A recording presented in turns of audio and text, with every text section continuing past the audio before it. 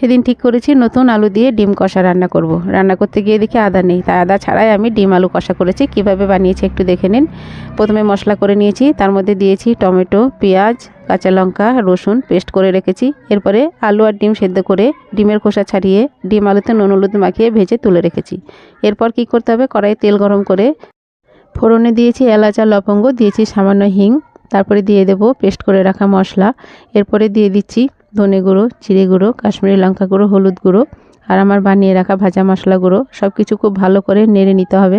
তারপরে দিয়ে দেবো 3-4টে চেরা কাঁচা লঙ্কা, দিয়ে খুব ভালো করে কষিয়ে অল্প জল দিয়ে দেবো। দিয়ে খুব ভালো করে নেড়ে নিয়ে তার মধ্যে দিয়ে দেবো ভেজে রাখা ডিম আলু। এটাও খুব ভালো করে নেড়ে কষিয়ে নিতে হবে। তারপরে দিয়ে দেবো পরিমাণ মতো জল। তারপরে দিয়ে দেবো আমি নুন।